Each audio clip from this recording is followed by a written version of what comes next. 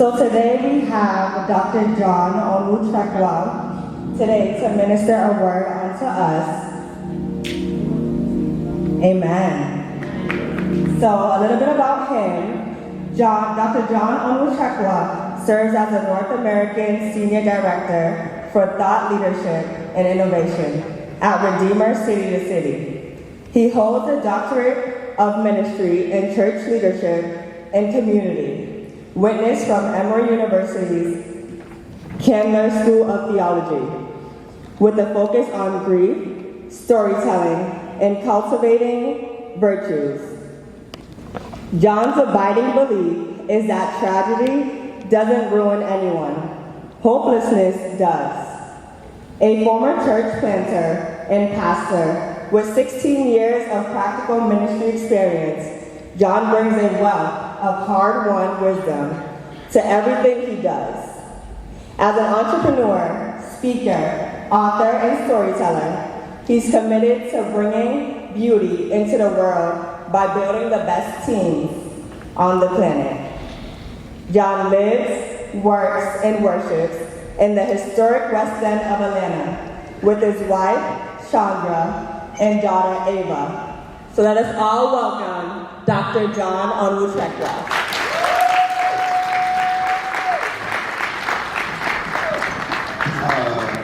Good morning. Good morning, y'all. I'm happy and I'm honored to be here. I've got my daughter, she's sitting on the side watching Barbie with some headphones. Her mom had surgery last week, so it's been a little bit of a rough week for us. We got a late start. If y'all keep us in your prayers. I'm not going to take too much of your time here, but I am going to start off. And one of the things that we do in the church, and I help to start, it's not too far up the road here, is we would stand each week as we read God's word. So what I'm going to do is I want to read from Ecclesiastes chapter 3, verses 1 through 8. So you can turn on your Bibles and scroll there. Ecclesiastes 3, chapter 1, verses 8. I'm going to read and then we're going to pray and we'll dive into our time here. There is an occasion for everything, and a time for every activity under heaven. A time to give birth and a time to die. A time to plant and a time to uproot. A time to kill and a time to heal. A time to tear down and a time to build. A time to weep and a time to laugh. A time to mourn and a time to dance. A time to throw stones and a time to gather stones. A time to embrace and a time to avoid embracing. A time to search and a time to count as lost. A time to keep and a time to throw away. A time to tear and a time to sow. A time to be silent and a time to speak. A time to love and a time to hate. A time for war and a time for peace. Verse 9. What does the worker gain from all his struggles? Let's pray. Our Father, we come to you today as people that are desperate for your help, Lord. Regardless of the resumes that we have, the titles that we carry, the admiration and respect of people that look up to us, we come here today as those that are unified in our neediness, Father. Will you remind us that being needy is not a liability, especially if we stand in need of a God who has none. Father, give us grace today to hear your word and to find hope. It's in Jesus' name we pray. Amen. Why don't y'all take your seats? I'm not much of a crier. Not for the reasons that you might think, right? I'm a very sensitive person. I'm just not much of a crier because I'm not a very good one, right? I got these ugly cries. I don't have the like Denzel single teardrop down the chiseled cheek glory cry. I'm just a bad crier. And So I've tried my best to stay away from it, but I want to take y'all through this time of one time where I just broke and I learned that tears aren't a thing that we are supposed to run away from. All right, I'll take you back to April 2017. We got the call. Our daughter was born premature in Columbus, Georgia. So we are in our 2008 at the time, silver Honda Accord, and we're driving south down 85. And on special days like that, you just kind of zone out. And for me, I zoned out to 2 years prior. But at this point, I hadn't had a vivid memory for 2 years. And it took me back to April 14th, 2015. I don't know what my slides are, so y'all may just have to help me out with the slides there. April 14th, 2015, which was and still is the worst day of my life. And it's funny the things that you remember about the worst days of your life. Okay, thank you. I remember it was a Tuesday. I can still close my eyes to this day and retrace the floor plan of the Longhorn Steakhouse that I was in Orlando, Florida. I remember the unevenness of the pavement as my butt hit the floor. I remember how effortlessly people's faces twisted in between disgust, despair, and horror as they heard me scream the words, "He's dead," into my iPhone. April 14th, 2015, in an instant before you have a chance to barter or pray or ask God to change things. In an instant, I found out that my 32-year-old brother died, and I was left holding nothing but the anxiety that came from knowing I would have to put my mom and my dad and my brothers and sisters and every other innocent bystander in their sphere through the same anxiety and shock that I went through. I don't remember much of the next 2 years except that I would excuse myself out of every room that my tears would invite me into. 5 weeks later, me and my wife got into the biggest fight of our marriage. 6 weeks later, I helped to start a church, you're a mile and a half up the road here. 9 months later, I was back speaking on grief and hope, and I thought that I had gotten past my grief and hope and worked through things, and I was so impressed at the fact that I did that. The afternoon that I spoke on grief and hope, I found myself in a parking lot of Lenox Mall, cussing out a group of kids because they took my parking spot. And I realized something was not right. I'm not okay. I called my wife and 2 of my best friends at the time, and I just got on the phone and I said, "Yo, I'm not okay."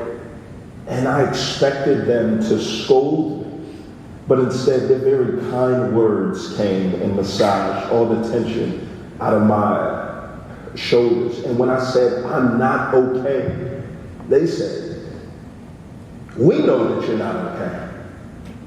We've just been waiting on you to say that you're not okay." At that point, the church that I was at granted me a sabbatical. What they did was they said, "Hey, John, I know that you love to help people get their lives together, but our fear is that you trying to help people is actually an anesthesia that is numbing you to the fact that you're broken on the inside.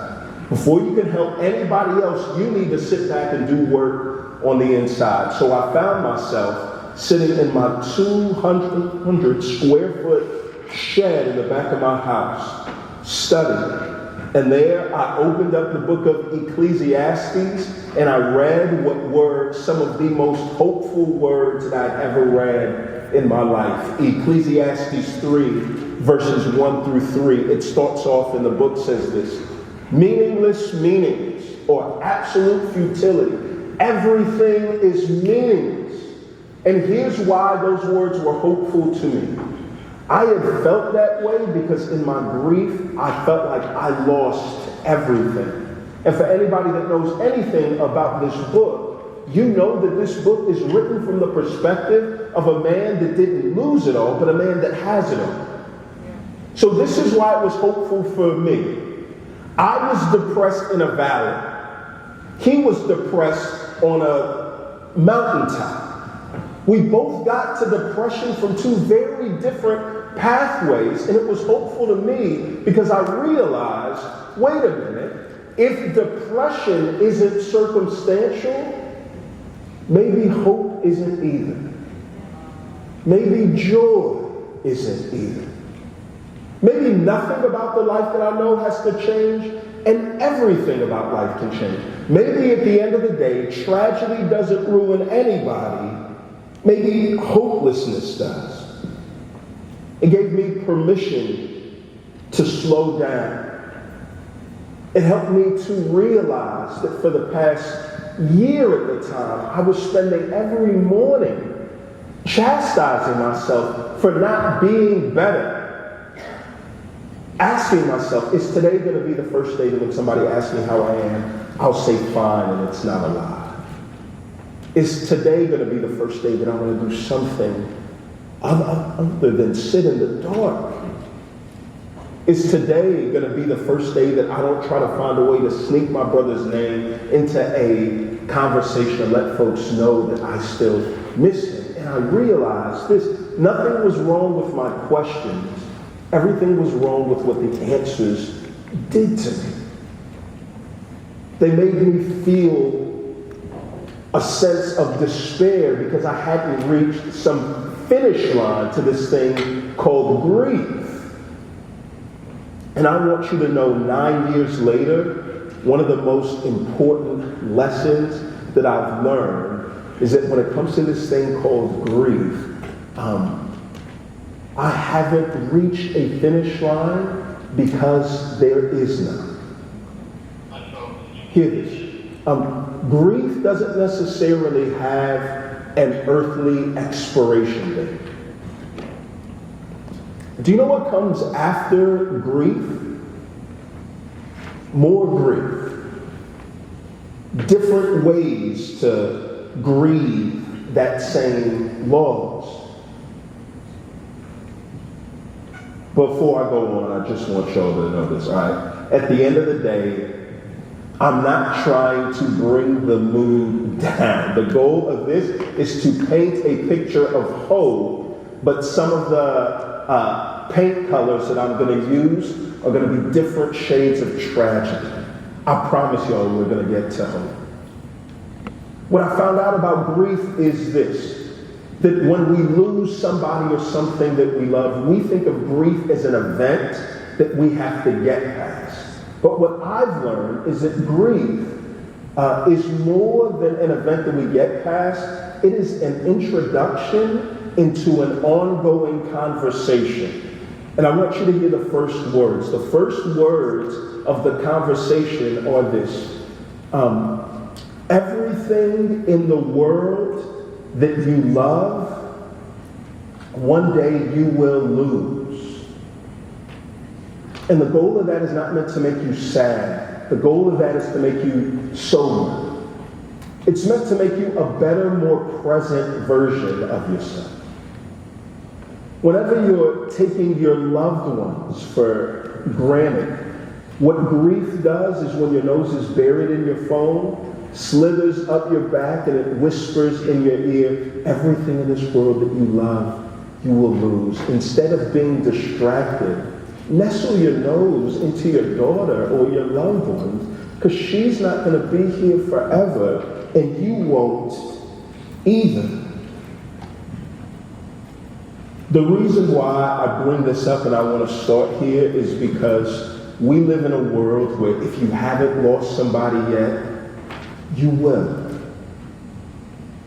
And if we are unprepared for grief, grief will take us out. But if we're prepared for it, It changes the way that you and I interact with the world, and it leaves us as people and these beacons of hope here in this world. Last thing, and then we'll get right into the text. One of the most important lessons that I've learned is that when it comes to grief, it's actually unhelpful to think of grief as a journey. How many of y'all have heard that grief is a journey before? All right. Journeys start and they end.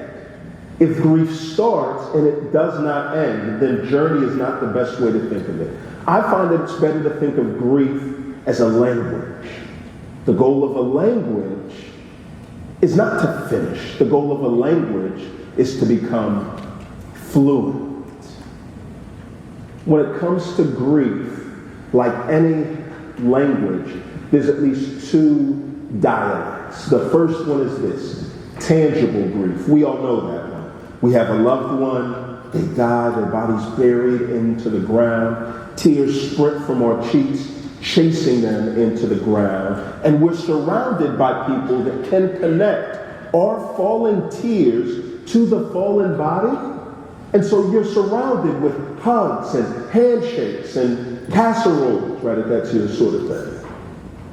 There's another kind of grief, and I don't know how many of us here have heard it. It's called ambiguous grief. You may not have heard it, but I guarantee you're fluent in it. Ambiguous grief is this: the death of a dream, the death of a relationship, the death of a friendship, the diagnosis of a parent with dementia, where even though they are still here, you have to speak about them with past tense verbs. That is a grief. It is a death with no funeral and a funeral with no casket. And what takes place is your body physiologically responds to that grief in the same way, but there is no funeral or casket to connect it to. So it's not just that you've been sad for 14 years. It may be that you've been grieving for 14 years. And the goal, the way that you fix that, is not just more faith. It's not just more prayer. It's being fluent in this thing that we have called grief. It's knowing what to do with our grief. And I think that Ecclesiastes 3 gives us at least 3 lessons that you and I are to learn. The very first one is this, and I want you to hear this. You aren't in control. You are not in control. This is going to be some of the best news that you've heard all day. You are a first responder, not a script writer. What a first responder does is they come onto the scene, and there is a chaotic scene, and they have to choose how to respond to what goes on. A first responder doesn't come onto a scene and start to direct folks and say, no, cut, this is all wrong, this shouldn't have gone on. They come on the scene and they know that they don't have any control, and their goal is to respond. Ecclesiastes 3 starts to present life that way. Look here at the verse 29 times in 8 verses, you're going to see time, or this word time. Everything in these verses are passive. It starts off in verse 2. It says this, there's a time to be born and there's a time to die. And what you realize is that nobody has any control in the circumstances surrounding their birth. Very few of us will have any control in these circumstances surrounding our death, and that is the bookends for all of life. You think that you're in control, and what Ecclesiastes 3 is trying to tell us is that's nothing more than an illusion. Life changes lanes without putting on its turn signal. You can't pick the side of the fence that you want to be here any more than you can change the weather by changing your wardrobe. This is where so much of our discontentment in life comes from, is that we look at this list And we spend so much of our time trying to do everything that we can to be on one side of this list. We know that there's a time to embrace and a time to let go. We know there's a time to plant and a time to uproot. And we spend so much of our time trying to be on one side of this fence when at the end of the day, life is about responses. Life changes. Seasons of life are not predictable. They don't go in 3-month cycles. But the good news is that life's seasons, even though they aren't predictable, they aren't permanent either. Here's what I want y'all to know as we pray. I don't know what the key to joy is, but I do know what the key to discontentment is. The key to discontentment is for all of us to hold God hostage to outcomes that He's never promised. It's like waiting in an Atlanta summer for a bus that's never coming. You're not in control. It is a great thing to be self-aware, but what's more important than that is it's a great thing to be seasonally unaware. To realize that if you're in a time of deep angst and depression and heartache and loss, you can't just smile your way out of it. And I bring this up as somebody who is not only lost, but has buried lots of people as a pastor, who's grown up in a culture that although we have so much richness in it, when it comes to really embracing our lack of control and that the feelings that we have on the inside aren't something that can be changed or shaken with just prayers and faith, what I desperately want for all of us is to embrace the reality, that sometimes life is just incredibly hard, and it is okay to say that and to remain there. You are not in control. And that's going to be some of the best news that you've heard all day. Do you know why? Because what Ecclesiastes 3 lays out is that even though we aren't in control, God has complete control. God has complete control. One of my favorite pastimes to do on a weekend when I don't have anything to do is I'll lay at home, I'll lay on the crib, I'll turn on TBS or TNT and I'll watch a bad movie, right? Not like a morally bad movie, a film that is just very poorly constructed, right? So I'll sit back and I'll watch, and sometimes I'll get really, really involved, and I won't know where the story's gonna go because it's a movie that I haven't seen before. But then I'll start to get clues on who the director is. I'll realize, oh, wait a minute, this is a Tyler Perry movie.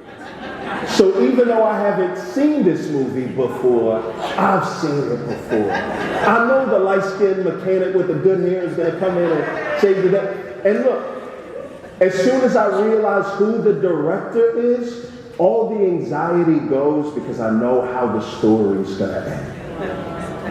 Ecclesiastes 3 starts off and it says, you aren't in control. And if that causes you angst, what he's going to do is he's going to take your focus off of the details of your life and he's going to put it on the director of the life so that even if you don't know how it's going to play out, you know how it ends. Look here at verses 10. It says this, look, I have seen the task. Look at all of these verbs, active verbs, that God has given the children of Adam to keep them occupied. He has made everything appropriate or beautiful in its time. He has also put eternity into their hearts, but no one can discover the work that God has done from beginning to end. I know that there is nothing better for them than to rejoice and enjoy the good life. What he does here is he says this. Look. I know things may seem confusing on the front end. I know that as you look at how life's going to pan out, you don't know where things are going to go, and that's causing you some angst. I know there are ingredients that God has put into your dish that you would rather do without, but his advice is take your eyes off of the details of what goes on in your life and put them on the director, and know that you can know how the story ends as it's being written. He says these words, God makes it all, he makes all things appropriate or beautiful in its time. The picture that he's trying to paint is this. As we look at the events of life, we rate things on a scale of good things that take place in our lives and bad things that take place in our life. Things that we like and things that we hate. As God creates life, God does not put things on a scale of good things and bad things. God puts things on a scale of necessary and unnecessary. This is what I mean. I turned 40 2 weeks ago. I was 27 years old before thank you. I was 27 years old before I learned that tuna fish was made with mayo. I hate mayo. I always have. I always will. 27 years old, East Atlanta Village, so 3 miles that way. My wife and I are in the first home that we own. I love tuna fish sandwiches, and I wake up one morning and my wife's getting ready to make it. So on the counter, she's got the bowl, she's got tuna fish, celery, the salt, the pepper, the ingredients that are redacted that I can't share with y'all, right? She's got that. So I look, getting excited, I'm starting to chomp at the bit, and then she goes into the fridge and she pulls out a big tub of mayo. And immediately I start to go in on her, right? I'm like, sweetheart, I hate mayo. Why would you mess up this dish? And as I start to go in, like, her face just kind of curls into a question mark, and she looks at me and she says, John, you don't cook. I cook. No, look. She's like, look, I know that you hate mayo, but let me tell you this. You hate it by itself. And that's fine. You don't have to like it by itself. However, when I put it into this dish and I mix it in, unless you allow me to put in this thing that you think that you hate, it will not create the dish that you enjoy. So instead of judging my mix prematurely, why don't you wait until I'm finished, and then after that take a bite and tell me if what I put in was good or bad or necessary and unnecessary. What God is saying is no. Y'all are too busy looking over God's shoulder in the kitchen saying, God, I don't want this. God, I don't want this heartache. God, I don't want this breakup. God, I don't want this dream to die. And God is saying, don't taste the batter prematurely and come to the conclusion that I can't cook. God's saying, let me cook.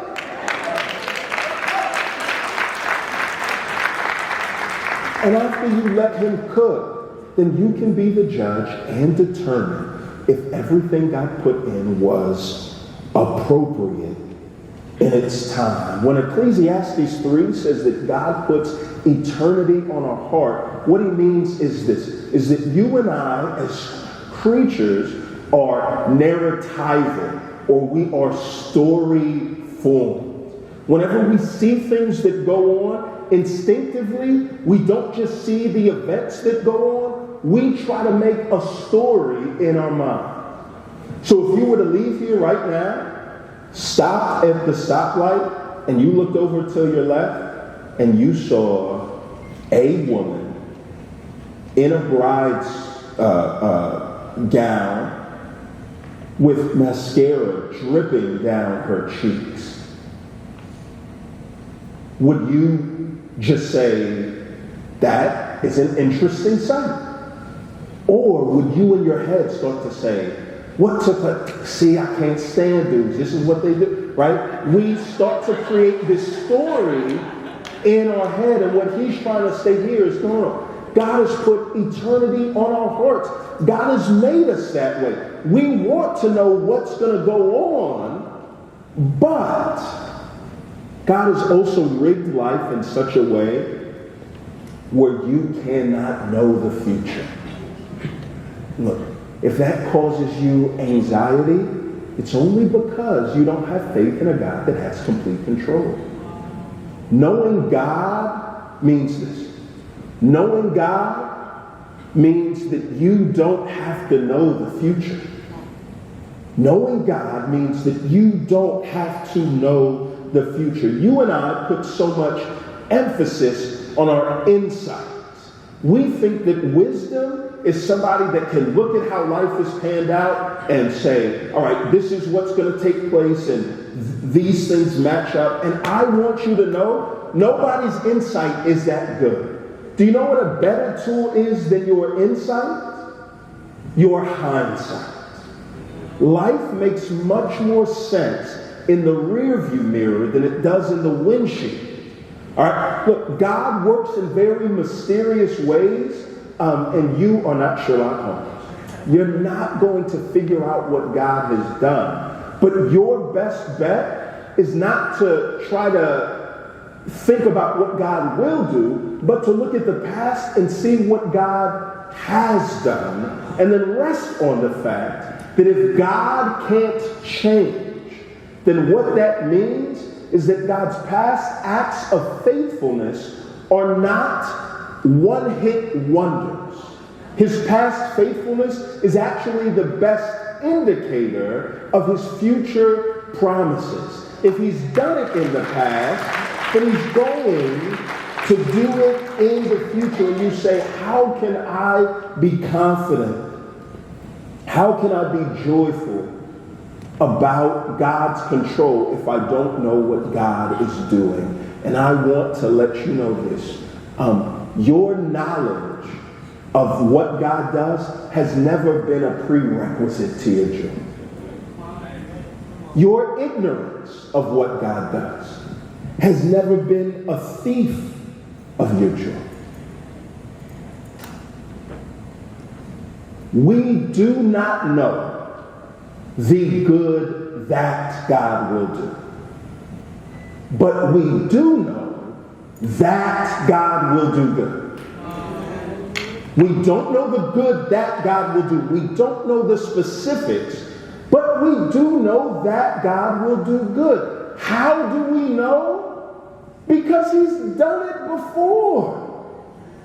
You look at the story of Joseph, thrown in prison. Look, by his brothers, left for dead, thrown in prison for 20 pieces of silver. And what did God do in an evening? Raised him from the prison to the palace. If he had not been there, God would not have been able to preserve a generation. And you could go through the Old Testament and go story after story after story. Or you could look at the magnum opus, what God did in Jesus Christ. This is how we know that God will do good, because the worst event in human history is the thing that purchased our salvation and our peace. Jesus was sold for pieces of silver by his brothers, left for dead, on the cross, placed there, and this is why that is so important. Do you remember how I said at the start of this, that we don't have control in our lives? We don't get to write the scripts for our lives. We don't get to determine the circumstances surrounding our birth or our death. There is one man in the history of the world that had the ability to determine the circumstances of both his birth and his death. The Lord Jesus Christ. And he did not choose to be born in a palace free from comfort. He chose to be born poor and to die a very brutal and shameful death, not for his sins, but for our sins. And God used the worst event in human history, something that nobody with all of their insight could have predicted would work out. He used that for the salvation of the world. And I just want to ask you, if God could do that with the actual death and resurrection of his son, what makes you think that God's going to have a problem solving the lesser deaths that go on in your world? You aren't in control. But God has complete control. This is why I love our faith. This is why I love the Christian faith. This is what sold it for me. Is this: every other faith or religion is built off of a philosophy or ideology or teachings of how the world works. Christianity is built off of an event. The event is the resurrection. You remember the problem that I talked about with grief and death? Everything in this world that you love, you will lose. Every human that has ever existed deals with this thing called death. Nobody has an answer until Christianity. Jesus comes, the worst event in human history, puts him in the grave. But he gets up. He raises from the grave. He says, no. I know that the rest of the world would put a period at the end of that phrase. Everything in this world that you love, you will lose. I know that the most hopeless place to exist is a grave. For anybody that's ever buried a loved one, you know the distinct sense of hopelessness that comes when their body is lowered into the ground. And Jesus went into the most hopeless place that exists and then got up from there to help you and I see death is not a cul-de-sac. Death is not a dead end, but the resurrection turns that into a through street. So the reality is this, look. You and I can feel hopeless. I feel hopeless often. Those feelings are real. But I want you to know this. For the Christian, those feelings are not reality. I can feel hopeless, but I can never actually be hopeless because my faith is rooted in a man that got up from the grave. So when can I actually say, it's all done, stick a fork in it, I'm going to throw in the towel? I can't. We can't. You aren't in control. If your joy is married to control, then they need to get a divorce. God is in complete control. And lastly, God is not just in complete control, God has perfect control. I've got a few minutes left and I'm out of your hair. Verse 14 says this: I know that everything that God does will last forever. There's no adding to it or taking from it. God works so that people will be in awe of him. Right there, that's just saying that God's work is perfect. Here's the thing about perfection. Perfection has to stay just the way that it is. If you add anything to something that's perfect, you mess it up. If you take anything away, you mess it up. This is saying that God's work is perfect. Verse 15. Whatever is has already been, and whatever will be already is. However, God seeks justice for the persecuted. Or in other words, God calls the past to account. What he's trying to lay out here is this: that as God is writing this story in our lives, you're probably sitting there right now thinking of all the frayed edges in your life. All the threads that promise to be a good story that have just been cut off, and you're like, I don't know how God's going to work this out. And all that he's trying to say is this. There is one ingredient that you are missing when it comes to being able to experience peace and joy in a world that is so full of tragedy. Do you know what that one missing ingredient is? Let me see if I can illustrate it with a story.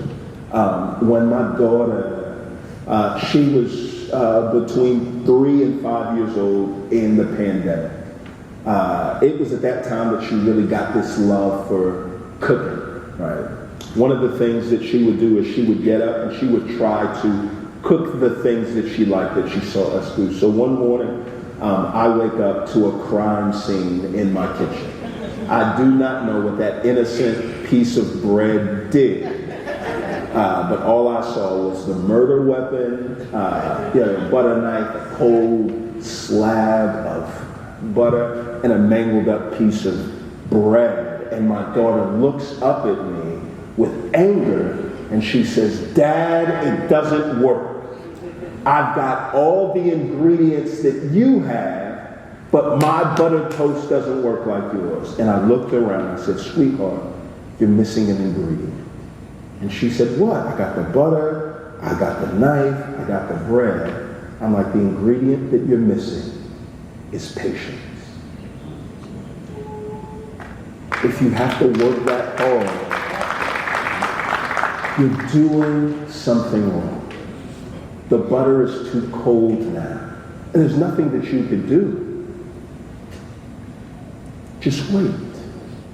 Once the butter cools off, it's going to be effortless to put it on that toast. But unless you're patient, you're never going to be able to enjoy it." When it comes to the work that God's trying to do, not just in the world, but in your world, patience is needed. Let me see if I can illustrate that with one more story, the last slide. April 14th, 2015, I told you, was the worst day of my life. And for 2 years, I was convinced that God was not who he said that he was. I was convinced that he was not as good or wise or patient or caring or as in control as I mourned and grieved, and still do grieve the death of my brother. April 14th, 2017 started to change all that. Like I said, April 14th was already the worst day of my life.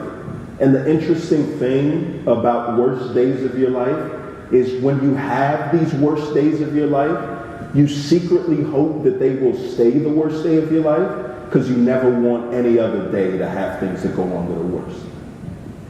So it's funny the things that you remember. I remember it was a Friday, Good Friday.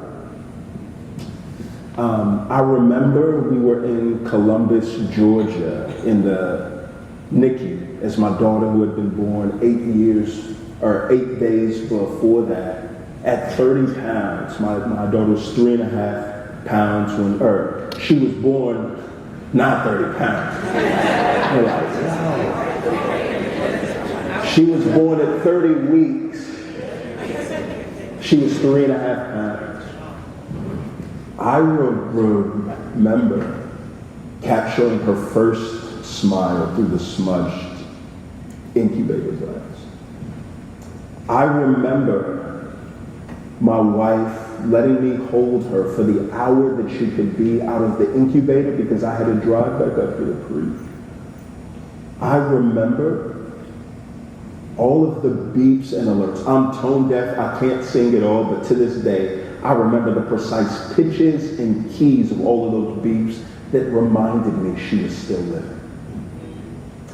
I remember how uncomfortable it was to hold her that day, because when you're born that young, you can't breathe on her own. So she had not breathed on her own since she was born. And she had a breathing tube in her nose and this long cord. It was awkward to hold it because I didn't want to crinkle up that cord, so I sat under the scratchy hospital blanket. I also remember the terror when all the makings of another April 14th tragedy hit.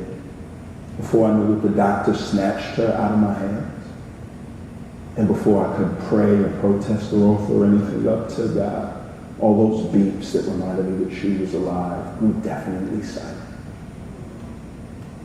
And before I could say a thing, the doctor comes and places her in my hands, and he says, today's the day that she's going to breathe on her own.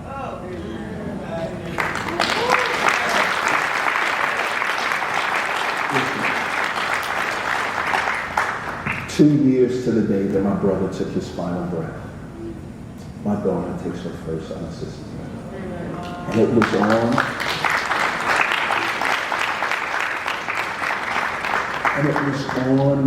Good Friday, a day that we reflected on 2,000 years ago, our Savior took his final earthly breath. And it was at that moment I realized, you're wiser than I am, God. You're writing a story that I couldn't write, and all my anger and ire and frustration was due to my impatience. God, make me patient. Knowing God means that you don't have to know the future. I don't know what tangible or ambiguous grief has you in a chokehold right now. But I do want you to know that if it has come across your pathway, God, in some way that only makes sense to him right now, has determined that it is necessary for the story that he is writing. Let him cook. Don't judge his goodness before the bad is done. Let's pray. Our Father, again, we come to you and we thank you for your grace. We thank you for the hope that you provide in your word that reminds us that even though we don't know the good that will come, we do know that good will come. Help us to be those that are patient, that wait in hopeful expectations for the good things that you'll do for us. It's in Jesus' name we pray. Amen. Thank you.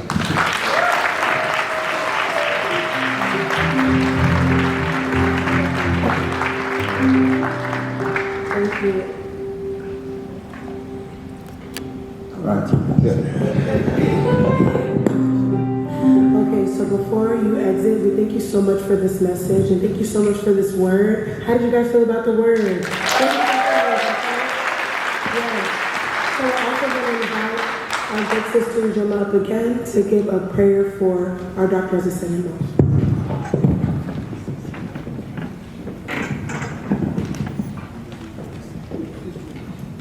If I can just get everybody to stretch your hands to Dr. John. Father God, in the name of Jesus, we bring before you your son, John, just asking that you replenish him for whatever it is that he put out on today, God, for bringing us your word. God, I ask that you restore him in a mighty way. God, that you fill him up, God, that you do exceedingly and abundantly above all. God, I bring before you his wife, asking for a speedy recovery and a speedy healing, that all the aches and pains and anything that she is experiencing, God, that you cease them right now in the name of Jesus. God, we bless his daughter on today, God, asking that you continue to lift his family up, that you continue to catapult him in the spirit, and that you do mighty and great things and mighty works and miracles and signs and wonders for his family right now in the name of Jesus. It's in Jesus Christ's name we pray. Amen.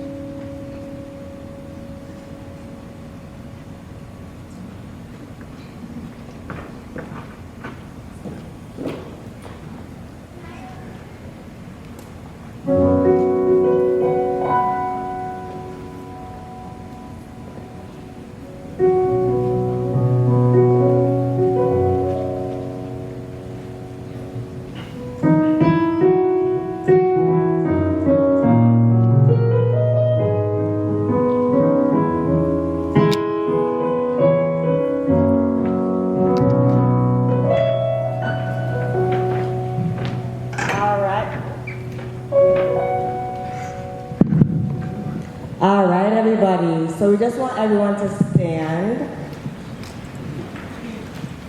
Thank you. And then come to the front. Come on, come to the front. We don't bite. Hi. Everyone to the front. Keep coming, keep coming. Keep coming, wrap around the